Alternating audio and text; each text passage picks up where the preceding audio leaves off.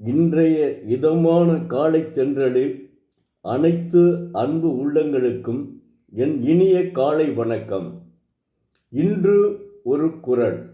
அதிகாரம் 20 பயனில சொல்லாமை. குறள் எண் 196.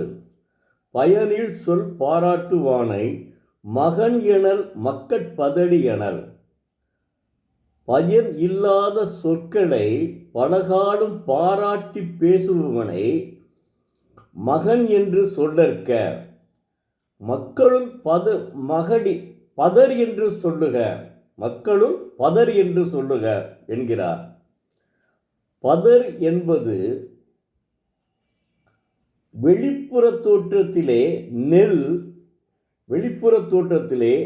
நெல் போலவே இருக்கும் பார்ப்பதற்கு. ஆனால் உள்ளே அரிசி இருக்காது.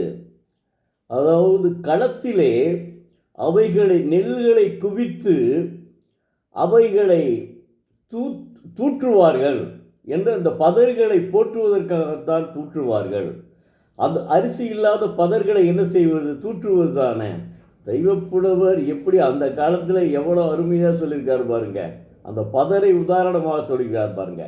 அதுதான் அந்த பதர் இருக்குதுல்ல, அந்த பதர் இல்லாத நெல்களைப் போல பயனில்லாத சொற்களை பலகாலும் பாராட்டி பேசுவனை மகன் என்று சொல்லற்க. மக்களும் பதர் என்று சொல்லுக என்கிறார்.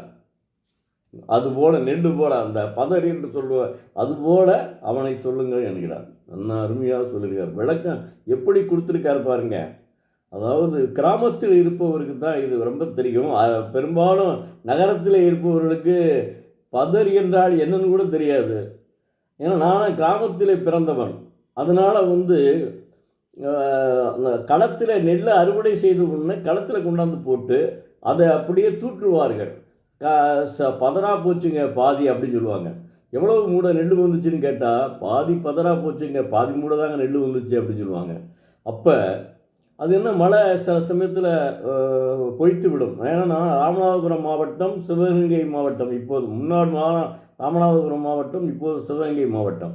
அப்போ அந்த பதர் என்ற ஒன்றும் இல்லாத பயனில்லை. வெளிப்புறத்தில் அது நெல் போல தோன்றும், உள்ளே அரிசி இருக்காது. அதுக்கு என்ன பதர்? அதுபோல தான் பயனில்லாத சொற்களை பலகாலும் பேசுபவனை பாராட்டி பேசுபவனை மகன் என்று சொல்லற்க. மக்களும் பதர் என்று சொல்லுக என்கிறார். என்ன அற்புதமாக சொல்லியிருக்கார் பாருங்க சார். அப்பாடி இல்லைன்னா உலகத்திலே இப்போ 117 மொழிகளில் மொழிபெயர்க்கப்பட்டுள்ளது என்றால் மறுக்க முடியாத ஒரு நூலுங்க. இந்த திருவள்ளுவருடைய திருக்குறளால் தான் தமிழுக்கே பெருமை என்று அப்போவே பேரறிஞர் அண்ணா அவர்கள் அடிக்கடி சொல்வார்கள். பேரறிஞர் அண்ணா மிகப்பெரிய ஒரு அறிஞருங்க. அவரை மறக்கவே முடியாதுங்க. அதாவது அவர் எல்லா விஷயத்திலையுமே ரொம்ப நுட்பமாக இருப்பார். எதுலேயுமே நுட்பமாக இருப்பார். மறக்க முடியாத மனிதர், மாமனிதர் அவர். அதனால் அவர் சொல்வது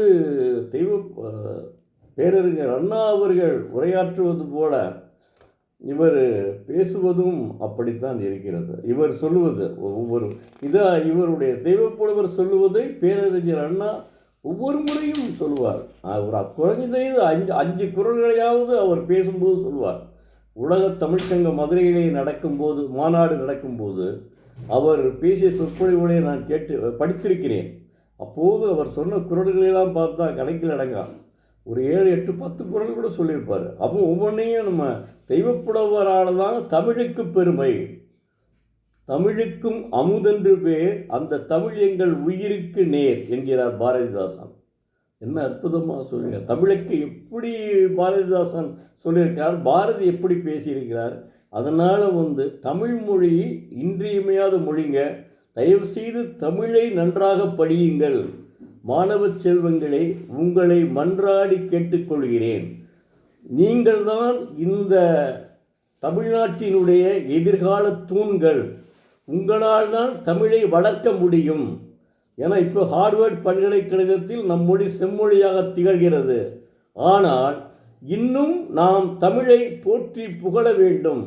அதனால் இந்த தமிழக அரசு நிறையா போனோம், சென்ற வாரம் கூட ஒரு வார விழா, திருக்குறள் வார விழா அப்படின்னு கூட நடத்துச்சு. அப்போ தமிழக அரசு, அதாவது அந்த பேரறிஞர் இவர் வழியிலேயே, பெரியார் வழியிலேயே அடுத்து பேரறிஞர் அண்ணா இப்படி வந்து கொண்டே இருக்கிறது.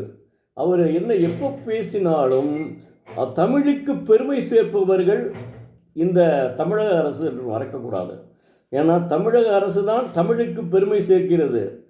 முன்னாடிலாம் நாம் புத்தக திருவிழா மதுரையில் மட்டும் நடக்கும், இல்லைன்னா திருச்சியில் நடக்கும், இல்லை கோயம்புத்தூரில் நடக்கும், சென்னையிலே நடக்கும்.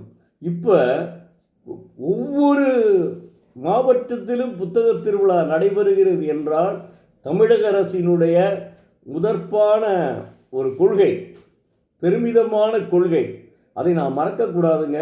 தமிழும் நம்ம தமிழக அரசையும் மறக்கவே கூடாது. ஏன்னா நம்மை நன்றாக புரிந்து அதற்கு தக்கவாறு செயல்படுகிறார்கள் என்றால் யார் அதுக்கு? தமிழக முதல்வர் இப்போது இருக்கிய மாண்புமிகு ஸ்டாலின் அவர்கள் தான் என்பதை மறந்துவிடக்கூடாது. எப்போவுமே அவங்களெல்லாம் நம்ம நினச்சிருக்கணுங்க. தமிழ் மொழி நிலைக்க வேண்டும், தமிழ் மொழிக்காக அவர்களை போற்ற வேண்டும். சாதி சமயமற்ற திருக்குறள், அதை நாம் நன்றாக உணர்ந்து படிக்க வேண்டும். மாணவ செல்வங்களே, திறந்தோறும் ஒரு குறளை படியுங்கள். நன்றி, அனைவருக்கும் நன்றி. நாளை மீண்டும் ஒரு குறளோடு உங்களை சந்திக்கிறேன்.